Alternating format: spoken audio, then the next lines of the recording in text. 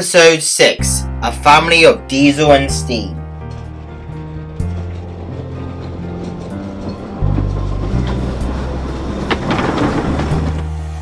Jinty is an 060 tank engine built for the LMS. Percy knew Jinty very well as he used to took stone trucks to the mainland, where he would meet Jinty and all his friends. Jinty was on loan to the Fat Controllers Railway while Diesel was being repainted. Jinty didn't mind doing station pilot duties. It reminded him working in Euston.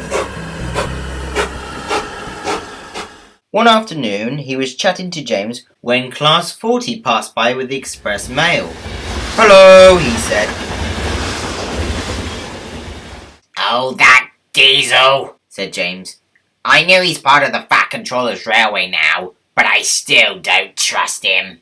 Jinty laughed. "You know, James, you reminded me and the other engines when our first ever diesel came to our railway. Shall I tell you all about it?" "If you must," said James, and this was the story that Jinty told him. When I was bought by a group of enthusiasts, I felt surprised and pleased that I wouldn't be scrapped.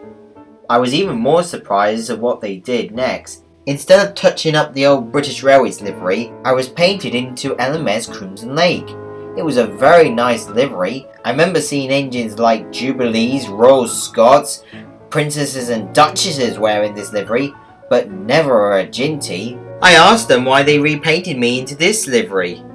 They explained since I am no longer owned by British Railways anymore, British Railways didn't want any privately owned engines wearing their company logo and liveries.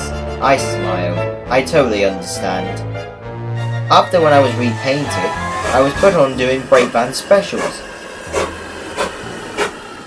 Then I was moved to a little branch line that a group of enthusiasts had rescued. I pulled the very first train. It was a bit odd pulling some coaches from different regions, but at the end of the day, better to have any coaches than no coaches. It wasn't long until other engines came and joined the railway, and for a while, it seemed to be a happy place to be.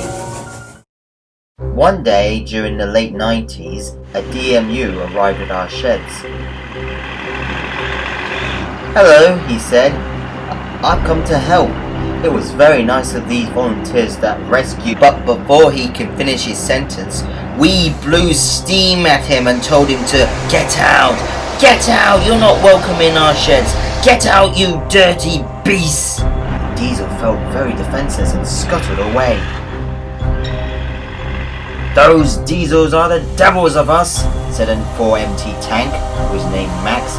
"He's here to replace us, mark my words." Me and the other engines totally agreed. But one cold day, my driver arrived very late for work. "Morning, Jinty," he said. "You're very late, driver," I said. "The train is due in 5 minutes." "No need to worry, Jinty," my driver says. "The DMU is taking the first train of the day." "Oh no," I said. "It is true. He's come to replace us." "Replace you?" said my driver. "Where have you heard a load of nonsense like that?" I told what Max had said. "You silly engine," said my driver. "He's not here to replace you. He's here to help us out during the winter and bank holidays." I felt very ashamed of how we'd been treating him.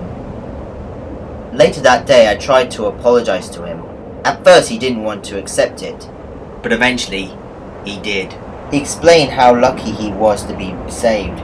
He explained that now on the main line, there are more modern passenger trains such as called super sprinters that replaced him. They were longer, stronger and more modern. He also explained how the whole railway network is advancing to more modern trains and throwing away engines that were seen to be old-fashioned. I definitely felt the engine's pain. He experienced the same way of how we were treated in the 60s. Since then, me and the DMU became very good friends, and the other engines began to accept him. Max wanted to call him Two-Face, but he prefers to be called Mark. Other diesels began to join our railway. Some were very polite, others were very rude and stubborn.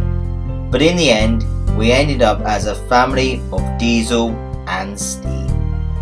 Thanks for telling me the story, said James. I was wrong. Maybe I should give him a second chance. After all, he can always take the dirty goods trains, which means I can take the luxury express trains. Just then Percy arrived.